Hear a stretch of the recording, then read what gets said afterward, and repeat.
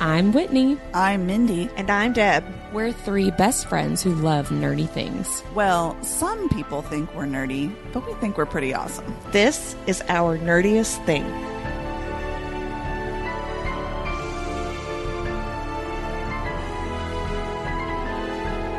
This season, we are discussing Jennifer L. Armentrout's From Blood and Ash, all of the books in that series, plus the Flesh and Fire series as well. We are spoiler friendly, so listen at your own risk. Hello, fellow nerds, and welcome to Our Nerdiest Thing. Today we are discussing the end of From Blood and Ash, chapters 39, 40, and 41. Boo. But also, hooray, because it's a really good section. I'm saying boo because I'm sad that because the it's season's the end. Yeah. Will you, Deborah, please share our nerdiest cocktail? Yeah, I didn't even take a bite of a taquito this week. I'm like ready to go. Okay, so this week's drink is called I'll Have What She's Having. Ooh, I like it. Right? So I definitely want at least one of the two things she got in this chapter. So this drink, it's actually pretty simple, but quite tasty. It's vodka and Macon Muddle's orange ginger cranberry shrub, and then just a splash of fresh lime juice. Yeah, and it makes you feel all happy inside like Poppy does. Does it make you feel aroused? Not quite that happy. It depends on how many you have. Oh, man, that's funny. It is very refreshing. Tis. I'm realizing now that I said that, and it's not clear what exactly I'm saying is refreshing. Well, is it the use cocktail? Your imagination, friends. Is it Hawk? No, it's Castile. I'm going to try really hard to not just like randomly giggle, but I can't make any promises tonight because I've already struggled a lot before we've started this recording. So Whitney keeps saying the word BJ just randomly. You know me. Mindy, have you spun the wheel o' names? I have. Who is doing the recap? Gosh, I hope it's me. It is you. Is it? Oh, God. Thank God, because I was like, I don't remember what the first chapter was that we read. Honestly, I don't think I do either. Okay, let me get my timer going. And listen, guys, this is not going to be great, but we're going to do it anyway. I know you all know what happened in the first chapter. And away we go. Okay, so Poppy has just stabbed Hawk/Castile in the heart and thinks that she's killed him, and she runs away. And then he immediately takes her down in the snow and is like, yes, I want you. And they have sex in the snow. I wrote down snow sex with a lot of exclamation points. And then they go back and they talk to Kieran. And he basically tells her, I've changed my plan. Let's go have dinner. He's pinned everybody up on the walls. And then he says, I'm going to take you home, princess, to marry. Dun, dun, dun. Ooh la la. And that was exactly 30 seconds. Listen, I know I left out a lot of things. A lot happens in these short chapters. But I also hit the high points, I feel. You did forget that he bit her. Because that's an important plot point. You know, I was more focused on the post-bite coitus that happens. Snow sex? That's what I wrote down. There's snow time for snow sex. Oh, snow better time. Snow better time. Oh, anyway. Mindy, will you please share our nerdiest vocabulary? I went with what this book ends on, a cliffhanger. Because I was really curious where that came from, like where exactly it came from. I kind of had an idea of why it was that. But anyway, so there's a little bit of a history. As we know, a cliffhanger is a plot device in fiction that has a main character in a difficult dilemma, or they're like confronted with some kind of shocking revelation at the end. And the idea is that it's going to leave you wanting to read the next book or watch the next episode of a TV show or whatever. Yeah. So soap operas are really good at this. Yes, they are. Well, and because those come from the published serials and like Reader's Digest and all that stuff. And so that's where this all kind of started from. So cliffhangers were used as far back as medieval times, though. It was used in the Arabic literary work 1001 Nights. Oh. And also later in the 1840s, where it was popularized in Charles Dickens's serial publications. Yeah. So a lot of people kind of attribute it to Charles Dickens as being sort of the pioneer of this, the use of the cliffhanger. Like popularized it. Right. But the actual term cliffhanger was not used until 1873, when a protagonist from one of Thomas Hardy's serials called A Pair of Blue Eyes is left at the end hanging off a cliff. Oh, Like by his hands or by a rope or what? very little. I don't know. I did not read I'm it. very intrigued by this. But yes, so he was literally hanging off a cliff, Interesting. and that was the end. the end. So it made me wonder, what are some of your all's favorite cliffhangers? Well, I don't know if this is my favorite, but it's one that's like burned into my brain. So I was a latchkey kid, and my sister and I watched Days of Our Lives on summer break. And this, I don't even know what year this was, but it was when I really hope it's the same one I'm thinking of right now. it was when Stefano was getting married to Kristen, and they're like at the wedding, but then you find out that Kristen is not actually Kristen because she's locked in someone's basement and it's like an imposter, and she had fake teeth. And the episode ended, somehow her fake teeth got So it's knocked. like the Superman thing where she only has to take Sort out the of. teeth and she looks completely different. Basically, yes. Okay. So the teeth got knocked out somehow and like landed in someone's glass of champagne, and everyone's like Ew. slowly looking horrified, like, what? That was just for you guys. But I remember literally my sister and I like standing up screaming. Shout out to Catherine. I don't know if she remembers this or not. Well, I took pictures. I had a like disposable camera, and I was taking pictures of the TV screen. Like it was a big episode. Do you still remember have that. these Polaroids somewhere? Probably not, although my mom keeps a lot of stuff. So They're with your glamour shot. yeah. So But that one's mine. this isn't my favorite cliffhanger, but I thought you were going to say whenever, is it Elena that gets possessed by a demon? And that episode Marlena, yeah, where she opens her eyes and she's like the yellow-eyed demon from Supernatural, and you're like, oh my god, it's a demon! Like, I remember that. Yeah. totally legit thing that should Talking happen about on off the rails Right. for that show. You know what cliffhangers remind me of is I remember when I actually read the book Misery by Stephen King. One of the things that she really hates are authors that leave cliffhangers that then they come back and cheat out of the cliffhanger. So one of the things she's really pissed off about is this other author had written a book where like a guy goes off a cliff essentially, and it was one of the I think it was like in the book she's at the library as a kid hearing the story, and so every week they would get a new snippet of the story, and the next week they come back and they're like, just kidding, he was holding on to the side, and like she was talking about how mad that plot device made her, and it was one of the things she kind of like pissed me takes off, out too. on him. Or they're like, it was all a dream. Right. Yeah. Yeah. Oh, that's mine. Or yeah. Or like, yeah. Sorry. But yeah, that's what cliffhangers remind me of is the movie Misery, because she talks about how bad they piss her off. I personally like a good cliffhanger, but not if it's just to keep us hanging for another book. You know what I mean? Which there's been Like it has to have purpose. Right. This book has a cliffhanger with a purpose. Yes. Right. Yeah. It doesn't end in a way where you don't feel like a bunch of things have gotten wrapped up. I did read a book recently where I emailed you guys and I was like, just wait for the next book because I don't understand why it ended right there. Mm-hmm. I was so frustrated. And it was short too. So I'm like, you literally could have kept going. And maybe you should have. Maybe you should have, because now I'm unhappy. I'm going to read the third book, but also like, why did you do that? Right. Yeah. Right. Yeah. That's a bummer. Boo. Well, thank you. What's Mindy. yours, Mindy? Oh, yeah. You Oh, didn't I share love yours. in Supernatural when they have the car wreck at the end with their dad. With John. Yeah. Oh, yeah, That's a that was good really one. shocking. That's That was a really good one. Okay, so let's get into it. So chapter 39, Poppy has just stabbed Hawk in the heart with her with a bloodstone dagger, and I wrote in my notes with the intent to kill him. Like this was not let me slow you down because I'm going to try to run away. Well, this she is honestly believes she killed him. yeah. I'm going to kill you. Like I could never. She has just found out that he's actually Prince Castile, and she thinks that he is like the worst, most evil, horrible Atlanteans or terrible person, right? And she cannot handle that betrayal, and so she tries to kill him, right? And so she apologizes, which I just think is sweet. Well, and he looks at her and he sad goes, "You're crying." I know. And she goes, "I hadn't cried since I watched Victor die." She didn't cry then either. I know. If you think about it, she didn't actually cry when that happened. It's just, it's rough.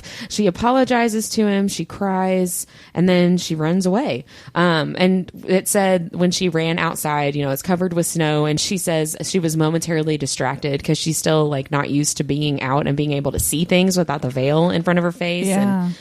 She's like, I don't have the right clothing. I have absolutely no supplies. She's like, I did not think this through. Yeah, I'm just taking this opportunity, but I'm not prepared at all. Like, what's out in those woods? Like, how far am I actually going to get? And I feel like she is very confident. She's not really going to get far, but like she has to try, right? And I love that immediately he's like, hey, I caught up to you, but he just like grabs her and pulls him back to him, which is super hot. I know, right? I did want to read a teaser from A Soul of Ash and Blood after she stabs him, but before he catches her in the snow. He says, just a little. I jerked the dagger free. Pain exploded as I thrust the blade into the floor. Fuck.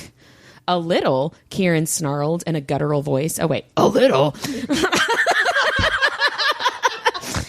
Did she get your heart? Almost. Or maybe just a little. Perhaps a nick. And with bloodstone. That would have really hurt. Another wet laugh left me, but Kieran wasn't laughing. And then, right before he runs to her in the snow, this is a different teaser, there was a flash of dark red among the world of white and green, and a savage smile split my lips. There she was. In the distant part of my head, warning bells rang. I'd felt this kind of madness before. I'd lived it, regretted it, accepted it, only once. Decades ago, when I locked eyes with Shay and realized that she'd betrayed my brother. That madness was like standing on a precipice of a cliff, staring down at the fall. And I was there on that edge once more. Oh, poor Castile. I know, he's going through a lot. He's going through a lot. Well, he kind of brought it on himself. I was going to say, he definitely... I'm still kind of pissed off at him at this point in the book. It's a nightmare of his own creation. Yes. But it's still a nightmare, and it's a lot. But yeah, he like immediately catches up to her, and then he tells her how to actually kill him. Which I just wrote LOL, like... I know you thought that was going to kill me, but you actually need to like stab me in the head next time, and then that'll do the trick. Well, and then he says, I know you're going to try again. Yeah, so he's like telling her, you know, how to actually be successful. Like that is either how arrogant he is, how lost in the moment he is, like not thinking clearly, or how confident he is that she's going to not want to kill him soon, right? Like, so she's going to feel for him what he feels for her. Maybe it's a combination. I don't know. But I just thought that was funny. So he bites her to taste her blood. And he basically says, you forgot that it was real. Like, that was worse to him than her stabbing him in the heart. I put a sad face there because that's a big part of the second book is him trying to convince her that everything's real and her still not believing it. Mm-hmm. And essentially until they come to blows about it at the end of book 2. But I mean, we talked a couple of episodes ago about how whenever he tells her after they have sex, like, don't forget that this was real. And I like bawled there. Yeah. I cried when I read this just because like you kind of know what's coming. And like, even though you're pretty pissed off at him at this point in the book, like there's these little things like this where you're like, oh, he like really feels something for her. And even though she does say that she loves him in this chapter, I don't think it's to the level that he loves her at this point. I really don't. Yeah, I think that's true. I can see that, yeah. Well, because he does not have the obstacles coming from her like she does with him, right? Like, she's not lying to him about who she is. She's not going after him with an ulterior motive. Like, you know, she's got a lot of obstacles to trust him, and he just doesn't have that with her. Like, she's been open and honest and vulnerable the whole time. And so I think it's a lot easier at this point for him to feel so much stronger, I guess, than she would. BJ. I said that sentence, and then I feel like, did that even make sense? Yeah. Would. Thank you. Tasting her blood confirms to Castile. By the way, sidebar, I was going to ask you guys before we started talking, should we call him Hawk still, or should we call him Castile I've been now? calling him Castile. Well, he tells her to say his name. Yeah. So he's Castile at this point. Say my name, bitch. Say my name. So they have sex in the snow, and Poppy is like, yes, I want this, but I'm very cognizant of the fact that I shouldn't. And does she actually feel guilty or just confused? She does not feel guilty. Yeah, she no, doesn't I feel said guilty. she even says she doesn't. She doesn't regret it. She doesn't any of it. So she just is confused. Like, I know I shouldn't want this, but I definitely do. And She gets hers. She says, I was starved for him, right or wrong. I wanted him. And then he asks for consent, which I've really appreciated because That's true. he's on thin ice with her and, the things that he's been doing. So I appreciated that he, it was obvious that she wanted it, but he stopped and was like, I need you to, literally tell me. And then he looks at her scars and says, I will kill them. I will fucking kill them all. And I was like, ooh. That's Kill him. That's the Kill noise him, that I made. Castile. Kill him. Do it. He asks her to say his actual name, and I wrote, it's a total power move, but it's also a step for Poppy to accept the truth, right? Accept who he actually is, and that the things that he is telling her is true, because she still will not accept a lot of it. But she doesn't, and it ends up not mattering, which really made me laugh. She's like, I'm not going to say your name, but she does call him Your Highness. Yeah. And he's like, fine. She snarls Your Highness at him. She doesn't just say it. He's like, I don't need you to say it. Just keep moving. Keep moving the way you're doing it. Back up just a second when he rips off her pants. Did you I forgot about that. Did you help JLA write that scene? Did I? Yeah, because she says goodness. And then the next thing golly she gee says, willikers, you ripped my pants. well, the next thing she says is what? I read that like that and I cracked up the entire time. I was hoping you all read it that, That was way the too. sound she made when she gets on top of him. She was a little confused. there. Confused at that point. I like though at that point there where she was like, I was gonna flip him over and essentially ghost him, be like, you know what, you were liking that, fuck you. And then she was like, oh. and then she was like, no, fuck me. So he starts out on top of her and he's very, very much in control of the situation, right? And then she flips him over and she thinks she's in control, but then she's like, does realize she doesn't know what she wants. But then she kind of gets control there because basically he's like, you can do whatever you want to me and it's not going to be wrong. Mm-hmm. So she's pretty much got him by the balls at that point. And then literally and figuratively. So after she orgasms his balls in the scene. No, they never said that, Whitney. Because that's my king. Wait, you think she's just reaching behind her? She doesn't know how to ride him, but she's like, I think I'll fondle his balls. She's letting instinct drive her. You're still giving this virgin more credit than she deserves. What? So then after she orgasms, he rolls her back over and shifts the power back to him, right? So I started thinking about missionary position and how I never think about missionary. I know. Well, no, here's what I'm not like, you know what I need? No. A good missionary. What I was thinking about is the power shift and how it gets a bad rap, right? Because it's boring. Well, it's boring and it's like a lazy way or whatever. But also, I feel like a lot of people think it has this deep rooted, the male dominance kind of part of it, which in some ways it kind of does. But I think missionary can be very connecting. It can at times. And we'll get to that. So I get to connect. Yeah. With the producer of this show. Let's be clear. So I wanted to kind of figure out where that all came from. And there's one sort of thing. But then as I was tumbling into this whole missionary position thing, which I read way too much about it, way more than I ever wanted to know. But I found some strange facts about missionary position, which, by the way, is also called the male superior position. Okay, well, that's a dumb name. Fuck you. That's a worse Not name. you, the males. That's a worse name than the missionary. Yeah, position. for real. So the French call it the classical position. The Tuscans call it the angelic position. Oh. And some Arabic-speaking groups call it the manner of serpents. Oh, well then. Well, all right. By the way, I got most of this information from thetalco.com and I got a little bit from Wikipedia. Legit. Yep. So legit stuff. These are serious websites. It is the only sexual position allowed in guess which state? A state? Yeah. Oh my gosh. Is it Kentucky? Mississippi. Florida. What? It's legit law. It's I have broken the law in Florida. I know. I've broken the law in Florida a lot. And I broke the law and I liked it.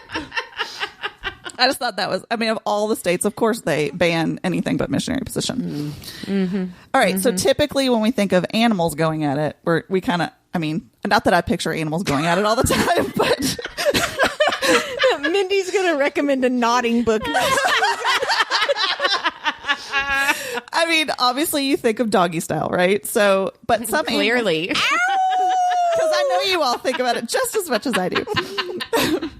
I don't think, Mindy, I do. You're a doer. A doer, not a thinker. She's a woman of action. So I can't wait to hear the rest of these. So some animals do prefer the missionary position, such as chimpanzees, which kind of makes sense, dolphins, and How can dolphins go into missionary? I guess they swim like that. I don't know.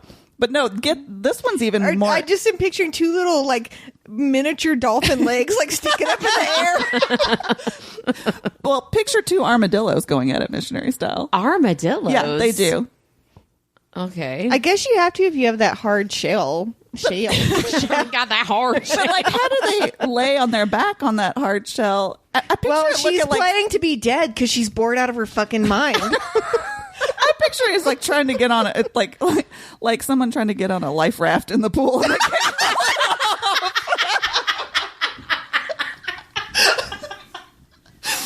Oh, okay. I'm going to sidebar real quick to tell a falling story. off and splashing her. When I was pregnant with Annabelle, we went on a vacation with just me, Robbie, and Liam. And the hotel had a lazy river.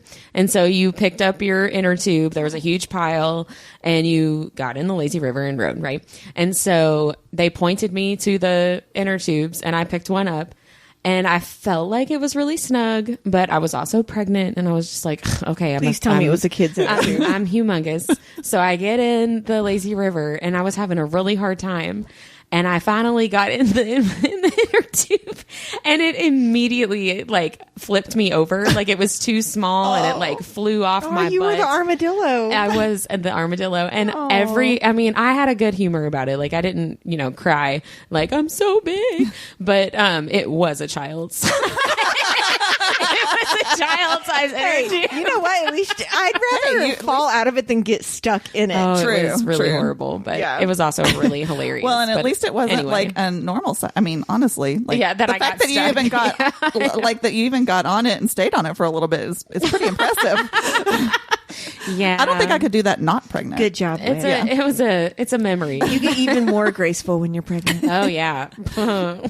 Anyway, tell me more about armadillos doing it. Well, we're done with that. Moving on. We're moving on to what Deb was talking about earlier. It is one of the few positions that allows couples to have face-to-face sex, and this can be more intimate and allow for easy eye gazing, which, by the way, is supposed kissing to of the eyelids. It's supposed to intensify climax when you engage in it, and the jury's still out on what happens if you kiss the eyelids. If you can leave your eyes open during your climax, you're not doing it right. Or it's just not that good. Right. Yeah, that's what I'm saying. So, Yeah. if it's going to intensify it by gazing in your eyes, if I can leave my eyes open, you need to work harder. I'm sorry. It's like leaving your eyes open when you sneeze. Right. Like, Exactly. no. It should not be It shouldn't be possible. that way.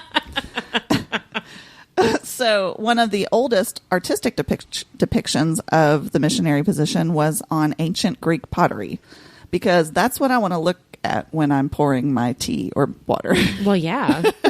What do they call it on Friends? Phoebe's real mom ear rotary. Because she's like, oh, hold on, I'm glazing my nipples. In 2013, Chung Kun Shi found some insects who were fossilized in the missionary position. So also, What a way to go. I know, How right? do you know how insects did someone talk to a fly and they're like, is that missionary to you? I don't. I Is this guess what they you just guys looked call at it it? and knew they were like doing it, and it's when you're done eating that pile of shit, is that what you would call missionary? I mean, I deer guess they fly. just looked like the male was on top of the female. The same position that humans would be in. But Flies. that brings to the point that insect positions are actually as varied as human positions. They have several different ones, and some of them have influenced positions in the Kama Sutra. So if insects only live for 2 days, you can bet your ass I'm going to try a bunch of different yeah, positions in those 2 days. What make the positions most. do you know? I didn't tell. It didn't go into The Spanish Fly. Like, I didn't want to really Google that. Yeah, I didn't The want to go Lazy that. River I didn't want to Armadillo. dive that deep. Yeah. So, in the Middle Ages, and this is sort of where I think people's idea of it being sort of a male, that's why people don't like it, because it's like a male-dominated thing. The patriarchy. Yes. The missionary position was the only sexual position permitted by the church because it was for making babies and not to be pleasurable. So they also believed... So, We showed you. get this. This is so funny. They also believed that semen flowed downwards. So the woman had to be on the bottom so that they could capture it and become pregnant. And you can Wow, thank Thomas okay. Aquinas for saying that any other positions were a crime against nature. Fuck you, Thomas. Yeah, Thomas, You know go to what, hell. Thomas. Thomas didn't get any, It apparently. makes me think of the wedding episode of Outlander season 1, where he's like, well, this guy told me women don't like it, and this other guy told me women don't like it, and this other guy told me women don't like it. No, And, they like, don't like it with you. Oh, right. I feel like Thomas Aquinas was like, well, clearly Thomas this- Aquinas was a Minuteman, and he's pissed Right, well, off like, about it. clearly, in my experience, women don't like this. It's not pleasurable. So, When they have to gaze into my eyes when they climax. sorry, Tommy. He probably kissed their eyelids anyway. Maybe so. he did. After he played the fiddle. That's how he got him in. Was the fiddle? So there are variations on the missionary position that you can do to spice it up, such as the cross booty. Please tell me what the cross. You got to go. Hang on. So there's one called the cross booty. Okay, I'll just tell you. It looks like they're in like an X. So like Who? So like the guy and the woman the are in an X? man's on top, and but he's like perpendicular like to diagonal? her. Yeah. Okay. Okay. Well, I'll tell you. I'll tell Okay. you where you can find this all in a minute. So there's one called. I don't think I need to know. I just thought these were I just need to hilarious know if names. he's laying perpendicular. He's thrusting the wrong way. Yeah. Oh, but still. Yeah, it doesn't look It's very just like comfortable. a I'll tell you different- that It's right now. not. I guess it's just a different. There's sensation. one called the ballet dancer. Ooh. There's one called the seashell, which is hilarious. I like Happy Baby. And Personally. there's one called the spork. Oh my gosh. So I found those The on spork. Women's Health magazine. So we will provide a link thanks, Women's to Health. that. They're drawings. They're not actual photographs. Well, if it's Thank not God. porn, I don't want to watch it. So to round it all up, why then is it called missionary position? So this has been debated through the years, and no one honestly can really agree. A popular story is that Christian missionaries taught natives in other countries that this was a civilized position because they didn't believe what the natives did was They thought doggy style looked too fun. exactly. They looked like they were getting too much pleasure out of it. Well, because they That were. is Yes. just the idea of like, okay, now you go to, as someone who goes to church, like, okay, you're here at my church now. What position do you use? And then Is to be your like, is your that's not wife right. Nope. is your wife enjoying this? Because if she is, you're going to hell. You're doing it wrong. Yeah. Man, So what a there's world. that one. And what a then time to be alive. another story is that any other sexual position is considered illegal and immoral by the Christian church, which really is probably a rumor and kind of dates back to that whole Middle Ages Well, thing. when I talk in a few minutes about why we find vampirism so sexy, that's has something to do with the Victorian okay. culture. The missionary term only started showing up, like the actual term missionary only started showing up in the 1950s. So really nobody even knows how it became associated with sex. Like the actual term missionary was not something that in the Middle Ages or whatever, they didn't call it the missionary position. I mean, they did it, but I'm sure it has something to do with religion and it has 'cause obviously the 100%. word itself, right? But also it's something to do with purity culture, like because it's called the missionary position only for what, so that's 70-ish years. yeah. But also it has become a like representation of, oh, well, you're now you're married, so you're only going to do it in the missionary Right. position, and sex is going to be super boring, and it's going to be horrible because Well, you're like it's. And the male Well, is dominating the women. well, the woman because doesn't if- have control. If the men were going to the church back then and saying this is how you should do it, then they were making it like that. Right. It also goes along with that, like just lie back and think of England kind of thing. Like it's your Yeah. it's your wifely duty. My wifely. It's your wifely. That's from a miniseries. Oh my gosh, a miniseries, The Hatfields and the McCoys. Well, like several years ago, that like Kevin Costner, maybe, I can't remember who was in it, but there was one. A guy came home from being gone in the Civil War, and he finally came home and wanted to sleep with his wife, and she was like, "I will do my wifely duty." Sorry. That's because he only let her do it in Missionary. Yeah. So, I mean, I can say, Missionary can be great. So we're not knocking on Missionary. Before I talk more about Missionary sex, do you guys need a refill? I actually do. Okay, hold on.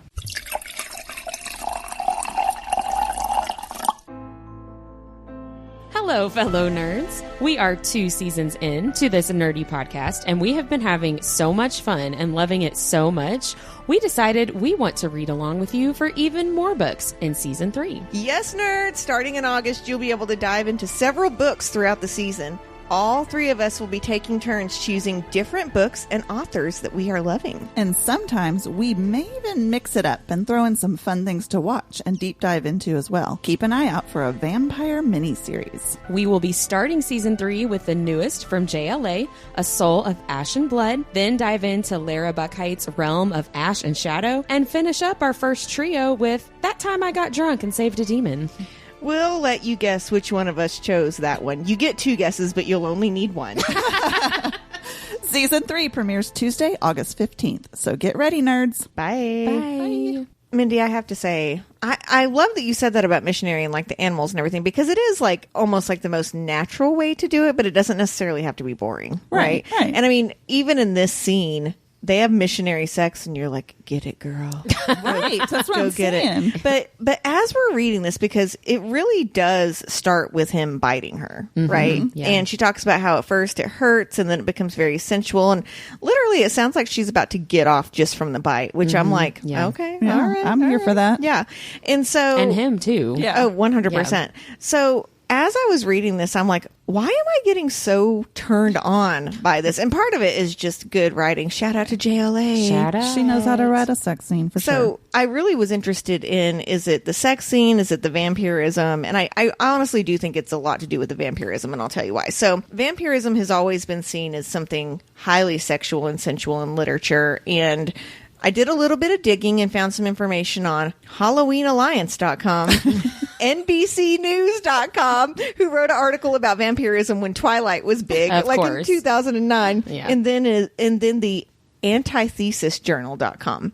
So the big 3. The big 3, right? Much like yours. So let's start with the most obvious reason we find vampires so sexual.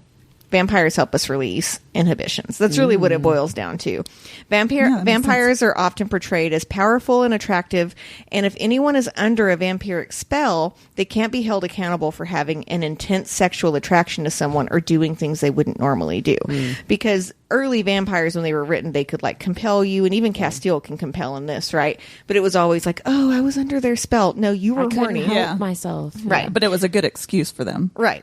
So the second reason we find vampires so sexual is that there's penetration, like literally, but not in the way that we think, right? So the piercing of the teeth is seen as highly sexual, mostly because vampire bites are typically portrayed to cause a struggle or a frenzy, which then leads to bliss and relaxation. And I can tell you that no one minds a little bit of post-frenzy glow. So number 3, vampires come at night, literally and figuratively. So seriously, things can be hidden in the dark, and the dark is a great place to release forbidden desires that no one else can see, right? So all these women that are being told they shouldn't enjoy sex, the thought of having sex with a vampire where no one's going to know what's happening and it's all secret, is something that's very, very exciting. Reason number 4, we find this so sexy. Vampires touch sensitive and dangerous parts of the body. The neck, in particular, is an erogenous zone, but is also a very dangerous area of the body in terms of keeping someone like your safe. jugular, Right. So bearing one's neck is quite literally putting your life in someone else's hands, which shows a level of trust and vulnerability with their sexual or vampire partner. Do you think that's where the phrase sticking your neck out comes from? No, I can tell you where that comes from, actually. Okay. This could be my nerdiest thing of like 10 years. We did a castle tour a couple of years ago in Ohio. Someone built a castle up there, and they had they have those doors that have essentially, it looks like a dumbwaiter door almost, right? When you go into the castle. And if you trusted someone, if someone came to visit and you trusted them, they were supposed to put their neck in through that hole. And it was called sticking your neck out, because if they trusted you, they knew you wouldn't cut their head off. So that's where that comes from. I think we talked about that. Maybe we did. In Akatar, one of the Akatar. I know we've talked about it before. Maybe. I can't remember if it was a bonus episode. Really Clearly, smart. I forgot.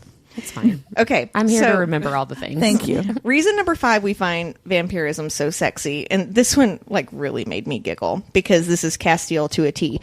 Vampires are never truly satisfied. So if you think about it, every vampire that we see portrayed literally always wants and needs their victims and their blood, which honestly makes someone feel longed for and extremely desirable.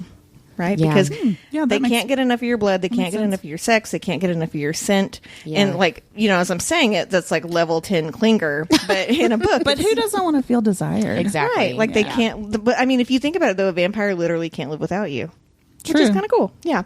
So, number 6, vampire sexuality is written to be so overpowering that it doesn't have boundaries between men and women. So, a lot of vampire fiction is set in a queer world, and knowing that someone wants you no matter what is extremely sexy. And quite frankly, knowing that you can have whoever you want is even sexier, True. right? Yeah. Outside of those gender guidelines. So finally, and this goes back to what you were saying, Mindy, about like how a missionary position came in and how they were telling them that they should have sex in this way. At the time that vampirism in literature became popular, casual sex or sex for pleasure was considered extremely taboo, because vampirism rose to popularity during the Victorian era, where sex was only supposed to be used for procreation, and using contraceptives was actually considered sinful. Like, can you imagine? Wow. Because you were Yes, I only can. supposed to have sex to have kids. That was it. There are still people Don't believe Oh, that. 100%. yeah, that believe contraception in any way. Contraceptives are Right. sinful, bad, whatever. So if you consider the fact that one could deviate from this expectation and be quote unquote penetrated without the risk of exposure or pregnancy, I can really understand why Victorians were so drawn to vampirism in the first place. Yeah. And so something that became very popular in the Victorian era, because they weren't allowed to talk about sex in the books, they used vampirism as a metaphor. So during this time, this enabled authors to talk about sex and orgasms without actually talking about sex.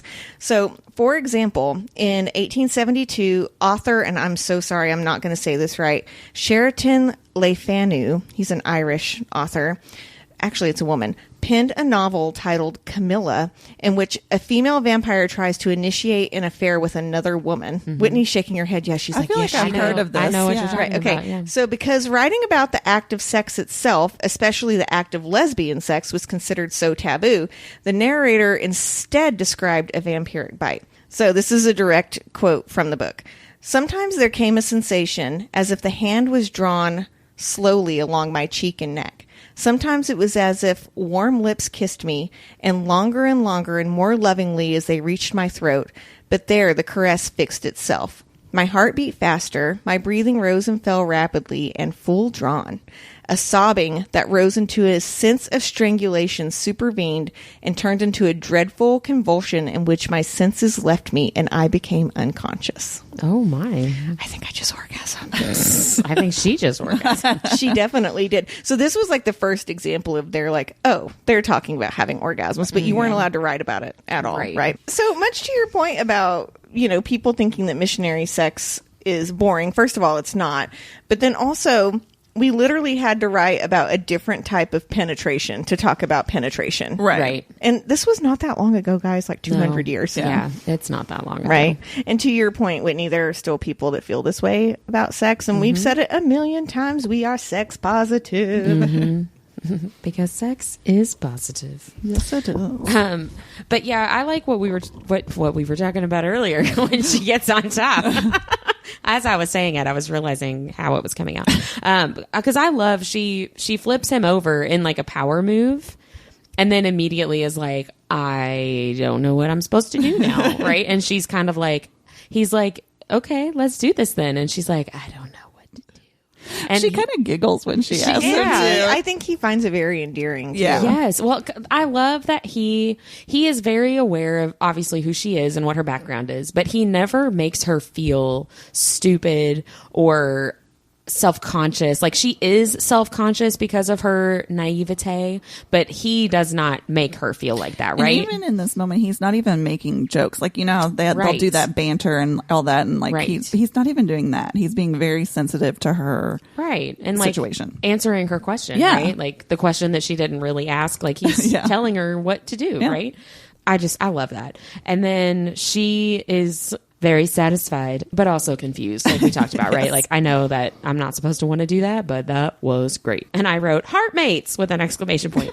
And she's like, aren't you mad at me for stabbing you? And he's like, aren't you mad at me for lying to you about all this stuff? And he's like, yeah, we're messed up, but we've got a connection. Like, Yeah. let's just roll with it, right?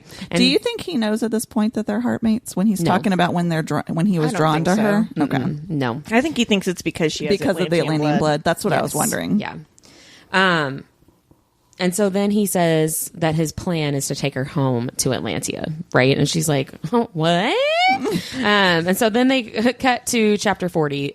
Not cut to chapter 40. Chapter 40 starts, and they cut to. They're back in the room, having walked through the snow. Castile is gone. Kieran is there with Poppy, right? Castile is off doing the gods know what. And I wrote down killing all the attackers, those people. Yeah. right? Because So did you notice here, and I actually wanted to talk about this, but I couldn't find enough information about it online, is just the dissociation of her not being able to say his name at all, Hawk or Cass, because if you notice in this chapter, she never calls says him his he. name, he, Yeah. over and over and over again. And I love that JLA did that because Yeah. she is trying to separate the person that she knew to who the Right. person actually Yeah. is. And it's really kind of sad because it's It a is, trauma yeah. response is what it is. Well, and it's, you know, I know that he's not really Hawk, so I'm not going to call him that. Right. But I cannot accept who he actually is, Yeah. and I'm not going to call him that either. Well, right? the podcast Crime Junkie talks about this a lot because sometimes they'll air like 911 calls, and whenever someone calls in and they're typically the person that has like created the crime, what's the word I'm looking for? Perpetrator, yeah. They will not use the person's name. So they will air these calls, and then it's like, you know, she fell down the stairs, or they, and like it, even if it's like their daughter or their Yeah, that's wife or true. whatever, Wow. they won't ever name them as wife, daughter, or name because they're trying to disassociate from what they've done. So I think she is feeling so confused right now that she literally is like, okay, I know he's not Hawk, but there's no way in hell he can be Castile. Yeah, at the same time. I can't Right. accept that. I wrote down a lot of quotes from chapter 40 with her talking to Kieran and Oh my also gosh, just it was like thinking hilarious. to herself. One of the things she thought to herself, everything I thought I knew was turning out to be false. And it's like, yeah. And I mean, we've talked about this over and over, right? Everything, like her entire life, everything she's been taught is like fake, right? And so think about this. Everything you learn from there on out, you have to question whether it's real or not. Right. If everything I was taught is fake, how do I know that you're not telling me something else Exactly. that's just still fake, right? One of the things when she was talking to Kieran that made me laugh, talking to Kieran was an exercise in patience and energy. Two things I was running low on. I think he feels the same way about you, babe. Yes, I think he would say the exact same thing. So Kieran is basically explaining to Poppy, like, yes, Atlantia still exists, right? Because she has been taught that Atlantia was like completely destroyed in the War of Two Kings. And so Kieran explains, no, that's not true. It's past the Skotos Mountains.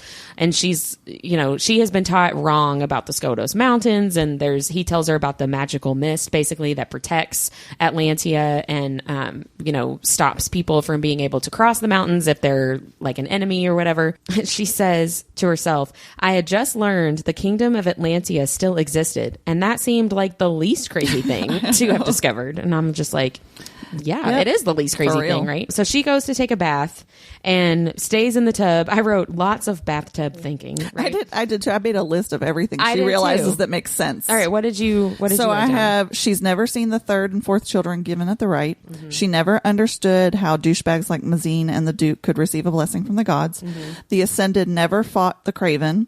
The royals had used the fear of the Craven to keep the people in check, Mm-hmm. and that Castile's bite didn't hurt her or turn her. right? She knows that she is not safe. Right? Like, because she knows they all hate her. I feel something for him, and he seems to feel something for me, but these people tried to kill me. She thinks right? it's lust, though. She doesn't think it's anything else. Or lust is not long-lasting. It's not the same as loyalty. Yeah. Right. I really liked that quote, too. She still wants to escape, right? She wants to escape and live a life. That's not the maiden. That's not a prisoner. What she thinks is a prisoner of Atlantia, which right now she really is. But her big... sorry, go ahead, Min. I was going to say, she also still thinks the Duchess and Queen aren't all that bad. Right. Like, if I could just talk to the queen. But she does say, she goes, they can't all be that bad, but then she goes, but they do know what's happening. Yeah. So I think she's having trouble rectifying that. And somebody branded Castile. Like, I saw that mark. You know, he said it was the queen, but it couldn't be. Yeah. But I mean, the biggest revelation that she has here is that she is in love with him. Yeah. She's trying to figure out how she could possibly stay and be loyal to herself and be loyal to all of these people that have died, and how she could possibly be in love with this person. And again, she's dissociating this because she's like, I'm in love with Hawk. I'm not in love with Castile. Yeah. And that's fair, right? Like, that's the truth. The saddest as over here. part about that whole realization, though, is that when she goes on and she starts thinking about, even though his actions speak otherwise, he has never claimed anything about them. Yeah. He talks as if they're going to have a future, but he hasn't explicitly said anything we're together, about, or I love you, or anything like that. Yeah. And she needs that in these moments of, like, you've lied to me about a lot of stuff, but you haven't said anything about this part, right? And, like, that's what she needs. But he thinks he has, because he's told her twice it's real. I know, but that is such a guy thing. It's too vague, right? Like, which part is real? And she thinks through that, right? Like, he says it's real, but what is he even talking about, right? And she thinks, like you said, Deb, it's the lust, the lust that he feels physically for her. And she basically admits to herself too that she believes what Castile is telling her, right? She believes the things he's telling her about the Craven and the Ascended and all that stuff, and that's really big, right? Like, that's a huge acceptance, but she cannot get past her brother and accepting that her brother would be anything like Duke Tierman, right? Which, again, in later books we found out he is not anything like Duke Tierman, other than he is ascended, right? But so she stays in the tub a little bit too long. Kieran, she wakes up with Kieran just like, hey, you still living? Like, what's going on here?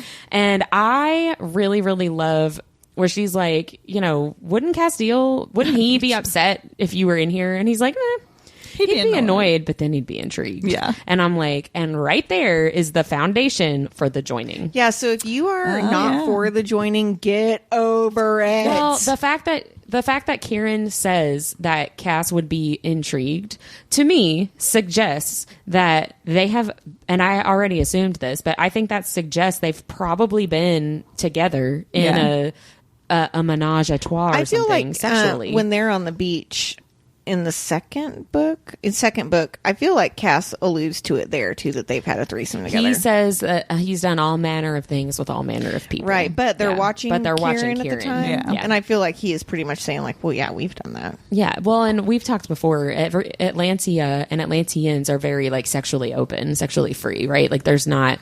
Are we Atlanteans? Are we on the wrong... I am definitely not an Atlantean. Are we on the wrong, like, realm sphere or whatever? I think you might be.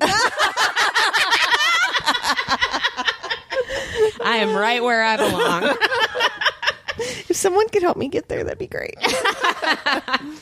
Yeah, I wrote, you can't tell me Cass and Kieran have never had a threesome. And then Kieran kind of compliments her scars. Like, it's an implied compliment of, like, we revere This was one of my favorite conversations with them. I really like that a lot.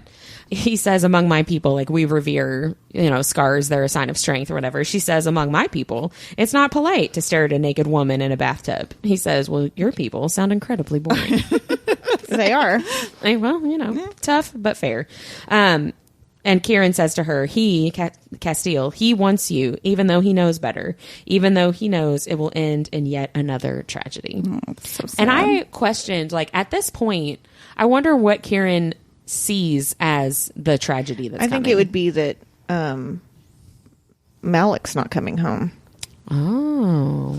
Like, he won't ever be able to get him back. Right. Because they've just lost their... They've lost their bargaining chip. Yeah, he's not going to use you anymore. That they worked for decades for, right? Well, not decades, because she's only been alive for 19 years, but... Well, but his brother's been gone for 50. 50, So, yeah. yeah, he has been, I'm sure, Right. working for decades. That's interesting. I hadn't thought about it like that. Yeah, but me yeah, neither. that's a good, because Kieran figures it all out before anybody else, right? Oh, like, yeah. he knows that Castile is changing his plans. He knows that Castile's in love with her. He realizes they're heartmates, like, way Yeah. before anybody else does. So, Can that we makes a point lot of out, sense. though, that in the next chapter, as soon as she sees Hawk, she tells on Kieran? Yeah. She's like, did he tell you he was in the bathroom with me? And he's like, yeah. All right. And he doesn't care, right? Right. Before we move on to chapter 41, the final chapter of this book, I wanted to read a couple more teasers from A Soul of Ash and Blood that I actually think it's just one more. Yeah, it is just one more. That I believe is probably what Castile is doing while Kieran is keeping watch over Poppy. Smiling, I jerked my hand back. Perhaps I will send this back to my father in place of you. Slowly, his chin lowered. A wordless breath escaped him as he dropped to his knees and then fell forward. But I won't do that. I turned, tossing the Atlantean's heart into the fire. Flames crackled and whirled, spitting embers. I have more class than that. Delano's lip curled as he stared at the fireplace. That's kind of disgusting. Like Delano says it's disgusting. I Delano love says that. it's disgusting. Yeah. So he's ripping somebody else's heart out. So Yeah. like at the beginning of book 2, Kingdom of Flesh and Fire, he rips somebody's heart out at the dinner. Landell. Who's a Wolven. So this is somebody Someone else, else, yeah. right? So I'm thinking that this is him like going Well, maybe, going yeah. through the attackers and Yeah. exacting revenge on the people Fuck that you, attacked. Rolf. Yeah, right. So I'm like, ooh, can't wait. So I have to say, every time we say Rolf, because we talked about Rolf last episode, I know he's a Wolven and I want to call him Rough. I thought you were going to say the the Sound of Muppets. Music. Oh, I thought you were going to say the Sound of She Music. goes Sound of Music, and I go Muppets. I'd be more likely to say Muppets. But Sound of Music Fraggle Rock. for all of our young listeners. Last week you had to, or 2 weeks ago you had to look up Grease, and this week you got to look up the Sound of Music. Poppy falls asleep. This is the last chapter of the book. Cass wakes her up, and they're both concerned about each other, right? Like, are you okay? Are you feeling okay? How's your heart? How's your stab wound? You know? And he keeps telling her stuff, and she keeps being, we're going to do this. We're going to do this. He says, I feel like there's an echo in this room. And that made me laugh a lot. I like when he says he feels guilty for biting her. Yeah. And she's like, you should. And he counters with, well, you stabbed me in the heart. And she says, but did you die? It turned out fine. You're Like, fine. Get Look at over you. it. You're still walking. Yeah. And so then they're going off to dinner, right? And she's like, he says, we're going to go to dinner. And she's like, I'm not going to eat with you. And they have this whole back and forth where he's basically like, I understand that you don't trust me and that you're going to fight me on stuff. And that's great. I love it. And I want you It to keep actually doing turns it. me on. Right. But I'm not going to let you hurt yourself just to like piss me off. Right. And starving yourself and like not giving yourself sustenance and not letting my people see that you have my protection. That's stupid. I'm not going to let you do that. And so she's like, yeah, okay, I'm pretty hungry. So they go to the dinner, and she is, well, actually before she sees all the people pinned up, she says something about like people wanting to kill her or something. And he says, you are nothing to me if you're dead. I question marked that. I did too, because I wrote ouch, but I don't think he actually means it ouch. Like she takes it as you don't mean anything to me except for what you mean for my negotiations for my brother. Right. And I don't think that's what he really means. I don't either. I think there's some sort of double entendre there, but I didn't get it. See, I think that he is trying to acknowledge to her that he feels something for her. And if she's not there, he can't have that connection with her anymore. But he's trying to say it in such a weird, vague way to protect. That it comes off kind of. Yes. Like to not make it, like he's being vague on purpose. Yeah. I feel like. Does that make sense? Yeah, I don't but know if it does. he didn't choose the right words. Well, no, because he's Cass. Castile. Yeah, he's been doing that the whole fucking time. So then they turn the corner, and Poppy is really like kind of horrified, and literally like stops in her tracks when she sees all of the people, or most of the people who attacked her, are killed and pinned up on the wall, except for our main man Jericho. Can I point out, because she does talk about in this passage about where everyone's pinned up. Some people are pinned up by their arms and through their heart and through their head. JLA takes the time to point out that Jericho was pierced with bloodstone in his palm and then in his forearm above his stomach. I noticed that too. I was like, oh, that's dirty. If your name is Jericho and you fucked over Jennifer Armentrout, I know, right? She Yeah. hates you. Dude. Yeah, there's something deeper going on with this character. I agree. Yeah, and so Poppy basically has a very complicated feelings about all of that because she's like, I don't wish that you hadn't done that. I think that they all deserved it. Like, they were horrible to me. They were talking about, you know, degrading me sexually and cutting me up. Like, they deserved what they got. But I'm surprised at like how violent that you did that to your own people, right? And I feel like it kind of bothers the dignity her. and I was going to say, she also Yes. believes that everybody deserves because dignity. hanging that's them up true. in front of everyone is not a dignified humiliating, way to yeah. die. I think her point is like, you could have done all this privately. That's true. And I think she doesn't say this, but I mean, there's the obvious connection between what he has done to his people that attacked her and what he did to Duke Tierman.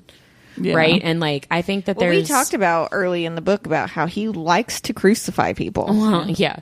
And so I feel like recognizing that he's treating his people the same way that he treated somebody like Duke Tierman, there's a weird, like, I understand why you did this, but I feel like maybe you shouldn't have done it that way. Well, she even says, because he points out, you know, that they didn't think she deserved dignity when they were trying to kill her. And she says they were wrong, but that doesn't make this right. Yeah. So, you know, it's like she recognizes that, yeah, they weren't supposed to do that, but that doesn't mean that you get to do this. Yeah.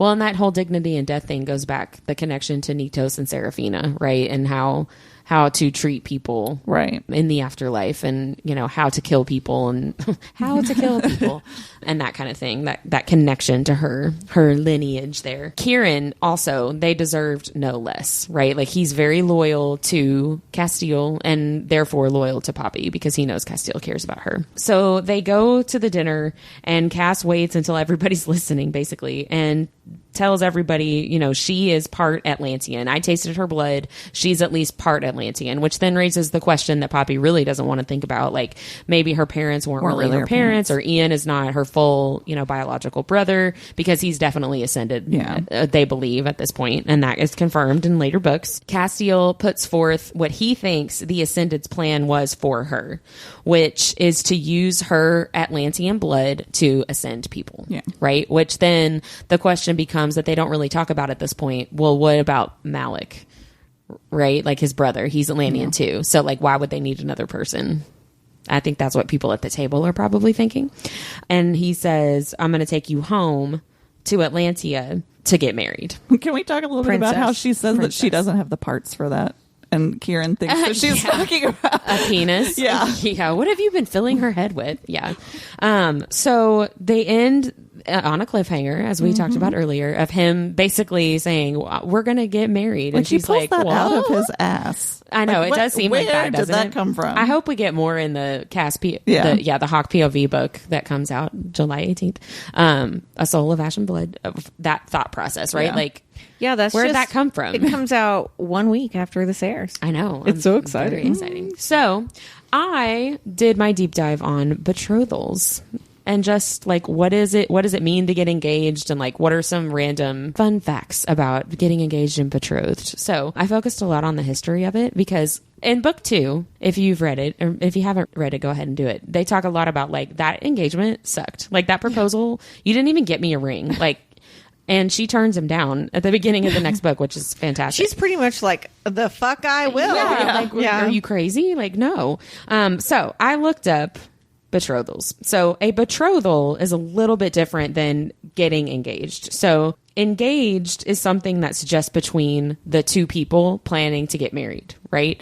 To be engaged is to plan to marry this other person. A betrothal is more than just the couple. It's also the couple's family. And it's like a legally binding or religiously binding contract between like two sets of families. Like, these two are going to get married, and like, we're all involved. It's where you would in the talk about process. like dowry and everything. Yes. Okay. So This would either be, or maybe both, a legally binding contract or a formal contract blessed or officiated by a religious authority.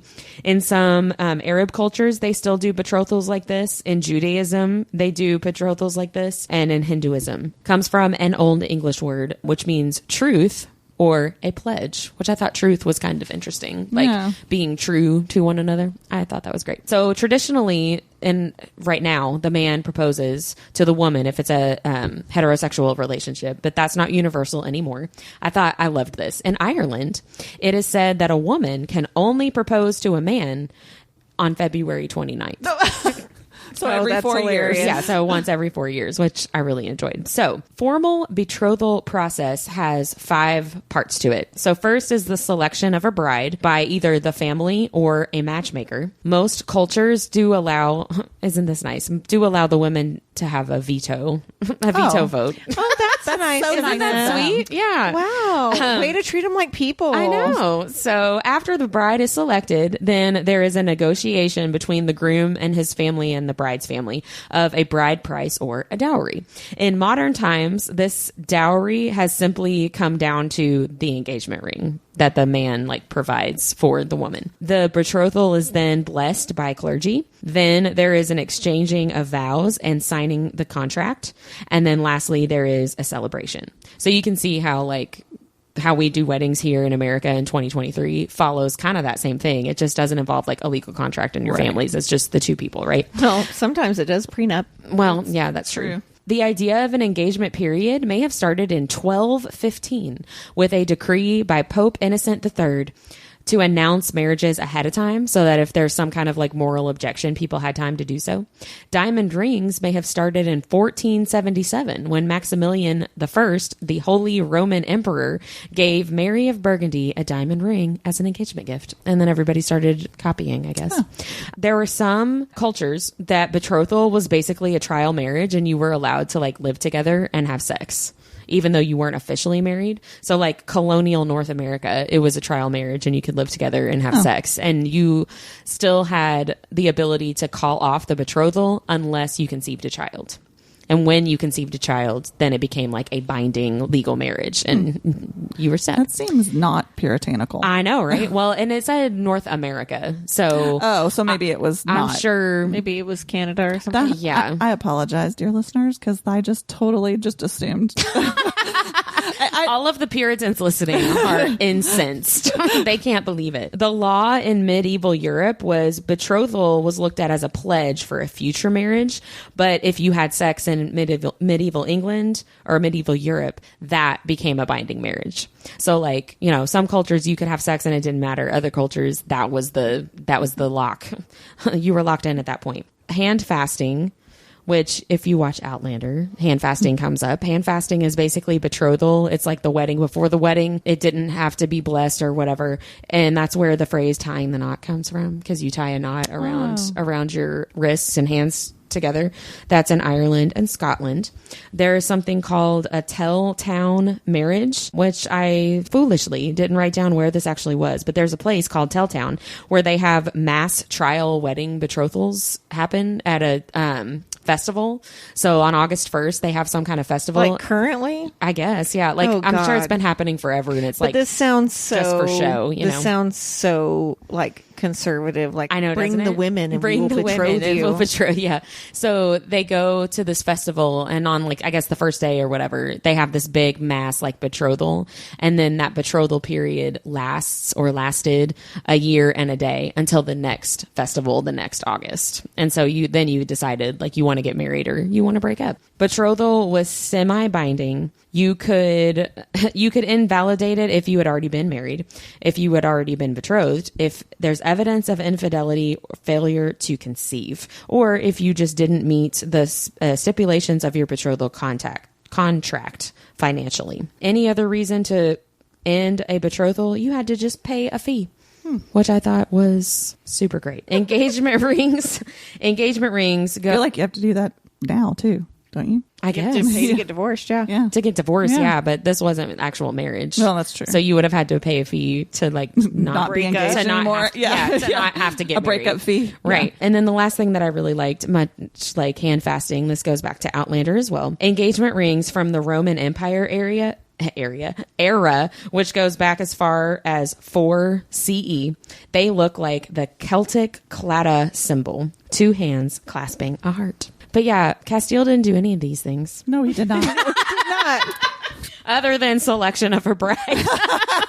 That's pretty much all he did. Well, she didn't get So- veto power, though. Well, she did not get veto power. She didn't get a ring. She didn't get diamonds. She got nothing. She didn't get anything. She didn't get a dowry. She didn't get anything. Fucker. I know, right? Like, come on. Anyway, so that's betrothal. Yay. Aren't you glad that I did all that research? I'm really glad that that does not exist in any circle I run in. Well, that's it, guys. I know. That's it for the book. That's it for the book. We are going to talk more next week about the book as a whole and more of the series as a season 2 wrap up. But that's the end of the last chapter. Yeah. So, as we wrap up, shall we talk about our nerdiest things of the week? Was there anything else you guys wanted to talk about from the book? That's all I've got from the book. Who wants to go first? I'll go first. Go ahead, Min. So I ordered some stickers. Y'all, I'm obsessed with stickers, and I don't know what the fuck I'm going to do with these I was things. just about to ask, what are you doing with these Nothing. stickers? I'm doing nothing Just with looking at 'em and I being did- like, ooh. I did scrapbook a couple of them, but like literally they sit on my desk and I just look at them because they're fun. I mean, I think that's a purpose right there. I really want one of those old school sticker books where you can like peel them off and peel them, like the Lisa Frank ones. Oh, yeah. Yeah. But anyway, so I bought some more stickers to add to my collection from Emily Rath, who wrote Pucking Around. And they're so cute. They're like little cartoon depictions of the characters. And then there's one that says something about my hockey boyfriend or my book boyfriend plays hockey or something like that. Is really cute. But anyway, so I like squealed over those. And then sort of related, I've still been listening to a lot of Jukebox the Ghost, and there's a song called Stay the Night. And I always, whenever I hear it, I picture her character Jake singing it to the main female character, Rachel. And sometimes he's holding a boombox. That's And cute. sometimes it's Cute. karaoke, but like I always picture it. It's so, I don't know. It just reminds me. But I love that when you hear a song and you relate it to something that you've read or are reading. I do that with Taylor Swift. I know you do. Every song. A lot of people do though. Yeah, that's true. Her songs go with a lot of book tropes. Yeah, well, yeah, that's true. They do. Well, I think you should enjoy your stickers and not feel bad about using them, quote unquote, because I think if you're getting enjoyment from them, then that's I know. a use in and of itself. Well, I did actually consider doing like a literal whole scrapbook page on Pucking Around because I loved that book so much. You should. Hey, if it's a significant part of your life. Go Right for now it is. Yeah. We are interviewing Emily. I know. soon, I'm so which excited. I'm very excited about. I'm super excited about it. I'm getting ready to reread that book too. If I I- could get rid of all these damn I marks. did know. actually buy it on Kindle whenever it was on sale. So I'm Nice. excited about it. Do you want to go next, Deb, or do you want me to? I can go. So we are big swimmers in the summer, but over the 4th of July weekend, I've needed to deep clean my studio for like 25 years. And the last couple times Whitney has come over and I didn't know she was in the house and she came up there, I was super embarrassed. So you do need to come up there and look at it right now. I will before we leave. Because you will never see it like this again. But I found some supplies that I forgot I had. And one of them was this bathing suit I wanted to print on. So I did a pattern print that says Hot Girls Read and wore it Love to it. the pool that day. So that's really my new cute. that's my new bikini. It says Hot Girls Read. It's adorable. I have never been offended by the State of your room. the state of your. Well, the your problem was office is I didn't studio. have enough surfaces to work on projects on, so crap would pile up. But I created some surfaces. But that also meant when you move one thing in any design studio, you have to clean It's and like move everything. Tetris. Move everything. It is. Yeah. Yeah. So that's what I did for 8 hours on Sunday. Yeah. But I feel very accomplished. Say, Yeah. now you're not thinking about it anymore, right? Well, and I wasn't working in there at all because I couldn't handle the mess. So Well, then that's good. That's helpful, but that's a long time to clean. yeah, it is. Boo. But yay for being done. So I have 3. First of all, I just wrote down all the arcs, and all 3 of us are in this boat. Like we have signed up for so many advanced reader copies. And then I was also reminded, finishing the book, about Dominique Wesson's overlay illustrations for From Blood and Ash through Reading Portal. The last one is when Castile bites Poppy in the snow. And I had like forgotten. There was such a big break between the last overlay and this one. I had like forgotten they were in my book. And so it was a nice surprise to see that when I was reading those. And then my last nerdiest thing, it was just really fun. One of my friend Amanda, shout out to Amanda. Shout out. She is not current with the podcast, but she is listening. She just listened to the one where we talked about the sense of smell and your memories and stuff, and olfactory bulbs. And she is Where we said, touch my olfactory bulb. Yes. yeah, she is a neuroscientist. Oh, really? Yeah. And she sent me a voice memo, and she was like, of all the years that I've been doing research as a neuroscientist, I'd never expected anybody to make olfactory bulbs sound sensual. You're welcome. Yeah, I was like, we can make anything sound dirty. What does Joey say on Friends? Grandma's meatloaf. Yeah, but I really enjoyed it. She was like, I love the podcast. Thank you. that's It's so fun to awesome. listen to. So that made me laugh a lot today. So thank you, Amanda. We're glad you and like also, listeners, if you love us, give us 5 stars. Give us a rating. Follow us on Spotify. Come follow us on Instagram at Our Nerdiest Thing. I will say Spotify and Apple podcasts are a lot like Amazon for authors, where you have to have a certain amount of star ratings before they will put your rating up and before they will recommend you to listeners. Yeah. So if you could do that, that would be rad. Yes. Yeah, that would be awesome. Next week, we are going to do the season 2 wrap up, talking about From Blood and Ash and the whole series as a whole. And that'll be the conclusion of season 2. Boo. But also, yay. Great things are coming. Until I'm next so time. excited. Until next time. Bye. Bye.